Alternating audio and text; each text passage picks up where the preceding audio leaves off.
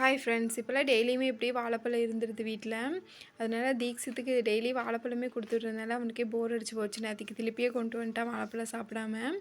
அதனால சரி இன்றைக்கி வாழைப்பழ பேன் கேக் செஞ்சு கொடுத்துடலாம் அப்படின்னு சொல்லிட்டு ராகி மாவு எடுத்தேன். ராகி மாவு கொஞ்சம் தான் இருந்துச்சு, கோதுமை மாவு கொஞ்சமாக தான் இருந்துச்சு.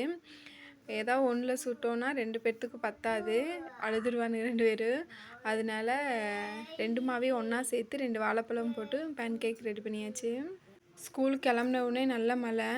சரி வேன் வந்ததுக்கப்புறம் போய்க்கலாம் அப்படின்ட்டு உட்காந்தோம். வேன் வந்ததுக்கப்புறம் அவசரத்தில் ஓட முடியாது மழையில் அப்படின்ட்டு கொடையை பிடிச்சிட்டு மெதுவாக போனோம். வேனும் வந்துருச்சு.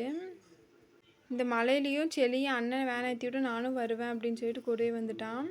இனி செலியினை பால்வாடி கிளம்பி வைக்கணும். இன்றைக்கி சமையல் வந்து சாப்பாடு, ரசம், வெண்டைக்காய் குழம்பு, கத்திரிக்காய் உருளைக்கிழங்கு பொரியல். காலையில் சாப்பிட்டு ஹஸ்பண்ட் வந்து ஃப்ரெண்டோட தங்கச்சிக்கு வளைகாப்புன்னு சொல்லிட்டு போனார். வளைகாப்பில் கிஃப்ட் கொடுத்துருக்காங்க. என்னென்னு பார்க்கலாமா? ஒரு தட்டு, ஒரு ஆப்பிள், ஒரு சாத்துக்குடி கொடுத்துருந்தாங்க. தட்டு கொஞ்சம் பெருசாகவே தான் இருந்துச்சு, நல்லா இருந்துச்சு. வளைகாப்பு விழா கலைவாணன் திவ்யா. வளைகாப்பில் என்னென்னு சாப்பாடு?